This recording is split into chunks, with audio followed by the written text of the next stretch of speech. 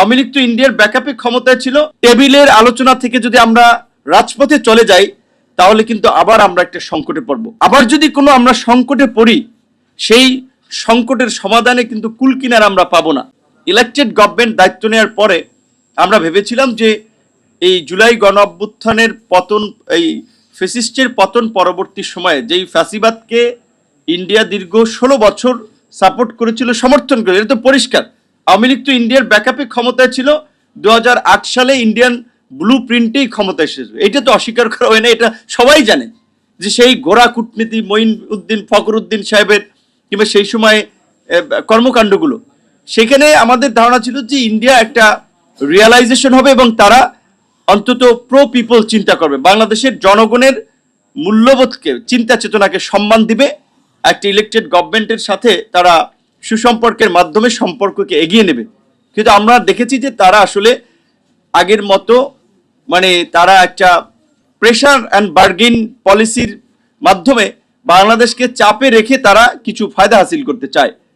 মাননীয় প্রধানমন্ত্রী তারেক রহমান যখন তার বাংলাদেশ ফার্স্ট পলিসিতে মালয়েশিয়া সফর করলেন, কারণ মালয়েশিয়া আমাদের দীর্ঘদিন একটা শ্রম বাজার বন্ধ আছে, আমাদের সেখানে অনেক লোকেরা যায়, কাজে আমাদের সরকারের কাছে মনে হয়েছে এই বাজারটা ওপেন করলে এইখানে অন্তত লাখখানেক লোক যেতে পারবে, আমার দেশের রেমিটেন্স আসবে, 1 লক্ষ লোকের কর্মসংস্থান হবে।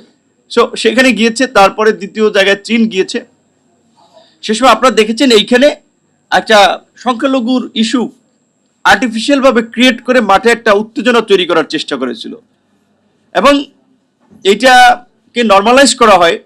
এটা ঠিক যে বাংলাদেশে ফুটপাতের হকার থেকে শুরু করে সচিবালয়, প্রধানমন্ত্রীর কার্যালয়, রাষ্ট্রপতির কার্যালয় থেকে শুরু করে রাজনৈতিক দল, প্রত্যেক জায়গায় রয়ের এজেন্ট আছে, ইন্ডিয়ান ইন্টেলিজেন্সের সোর্স আছে। এখন কে আছে সেটা গোয়েন্দা সংস্থা আইডেন্টিফাই করবে। আমাদের সামরিক গোয়েন্দা সংস্থা আছে, বেসামরিক গোয়েন্দা সংস্থা আছে, তাদের কাজ হচ্ছে এগুলোকে আইডেন্টিফাই করা। লোডশেডিং কিংবা ঘরের বাইরের তীব্র গরমে ওয়ালটন রিচার্জেবল ফ্যান থাকলে থাকবে শুধু বাতাস আর বাতাস। আমি বিনয়ের সাথে বলবো, আমাদের গোয়েন্দা সংস্থাগুলো অনেক সময় সরকারের সাথে এতটা অ্যালাইন হয়ে যায়, তারা জাতীয় স্বার্থের বাইরে গিয়ে রাজনৈতিক স্বার্থের মধ্যে ঢুকে যায়। এইটা যদি করে তারা, তাহলে এই দেশের জন্য বিপদ। যেটা হাসিনা এই 16 বছর যে ক্ষতিটা করেছে, আজকে যে বিদ্যুৎ জ্বালানির জন্য আমাদেরকে বলে ভাই বিদ্যুৎ পাই না, গ্রামগঞ্জে লোডশেডিং হয়, এগুলো নিয়ে কিছু বলেন, সরকার দিতে পারতেছে না কেন? 6 মাসের একটা নিউবর্ন বেবির মতো একটা সরকার, সে তো আর আসলে জ্বালানি পলিসিটা নেয় নাই, সে তো এই ক্রাইসিসটা তৈরি করে নাই। এই ক্রাইসিসটা তো উত্তরাধিকার সূত্রে পেয়েছে, এবং এই সরকার দায়িত্ব নেওয়ার পরই ব্যাড লাক ফর আস যে আমরা একটা যুদ্ধ পেলাম, এই মিডল ইস্টের যুদ্ধ, যেই যুদ্ধের ফলে সারা বিশ্বব্যাপী একটা জ্বালানি ক্রাইসিস এবং দ্রব্যমূল্যের ঊর্ধ্বগতি, অনেক কিছু সংকট তৈরি হয়েছে। এখন এইটা তো এই সরকারকে দায় দিয়ে লাভ নাই।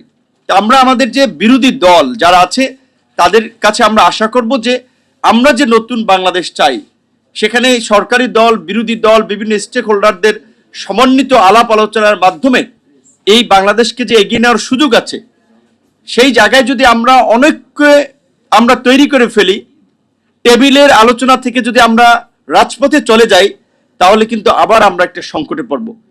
একটা সংকটে আমরা পড়ে গত 17 বছর বিশেষ করে এই দেশের মানুষ সাফারার হয়েছে। আবার যদি কোনো আমরা সংকটে পড়ি, সেই সংকটের সমাধানে কিন্তু কুলকিনার আমরা পাবো না। মনে রাখতে হবে যে আমাদের পার্শ্ববর্তী যে প্রতিবেশী দেশ, অনেকে আমাদের খুব ভালো বন্ধু না, যার ফলে তারা সবসময় চায় বাংলাদেশকে একটা অস্থিতিশীল, অকার্যকর রাষ্ট্র হিসেবে জিয়ে রাখতে।